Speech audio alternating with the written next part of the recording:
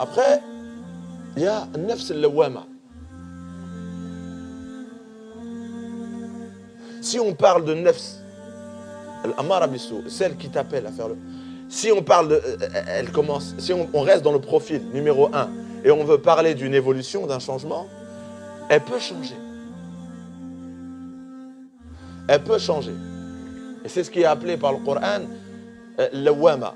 Et là, tout d'un coup, Dieu fait éloge. Dieu fait éloge de ce changement. Dans une sourate al-Qiyamah, jour dernier, Dieu dit la uqsimu bi yawm al-qiyamah wa la uqsimu bin nafs al-lawama aqsama biha. La deuxième catégorie, qu'est-ce qui est arrivé?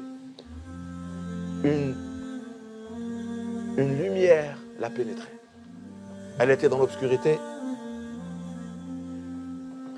Avant, il n'y avait aucun moment où elle pensait, où elle était appelée à faire quelque chose de bien. Non, elle était dans l'obscurité. Là, qu'est-ce qui se passe?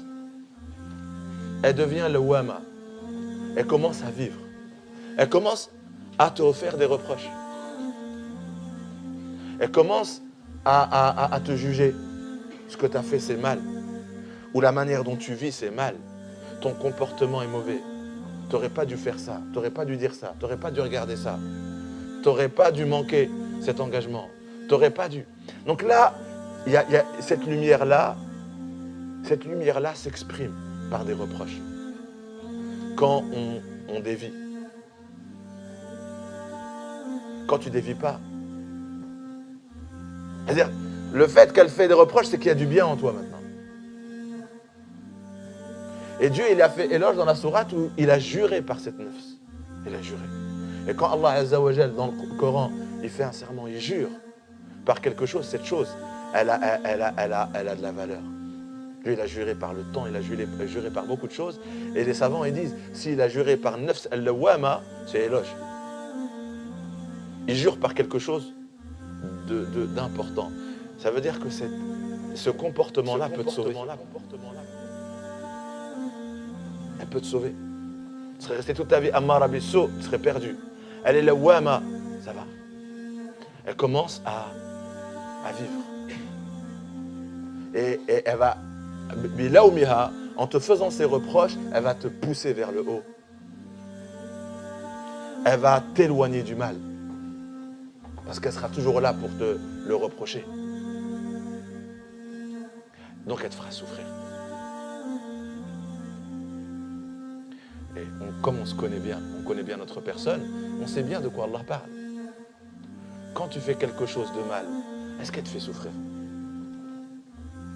Elle te fait tellement mal par ses reproches qu'après, c'est ça qui finalement t'aide à t'abstenir de ce mal. Tu sais, si tu as quelqu'un qui est constamment là de faire un reproche, ça a un effet sur toi. Ben, ce reproche, il se fait à l'intérieur de toi, il s'opère à l'intérieur de toi. Et vous allez remarquer qu'à chaque fois que vous avez arrêté quelque chose, c'était grâce à qui? Grâce à nafs al-lawama. Parce que si elle disait rien, si elle n'était pas là à te ronger, à te faire des reproches, à te piquer, tu aurais peut-être continué, mais là, elle ne te laissait pas. Il y avait quelque chose d'intérieur, de très profond, une partie de toi qui ne se laissait pas faire, qui ne voulait pas constamment aller dans ce sens-là. Ça peut durer des années, sur certaines erreurs. Mais ça veut dire qu'elle travaille, elle te pousse à changer. Et c'est quoi l'objectif?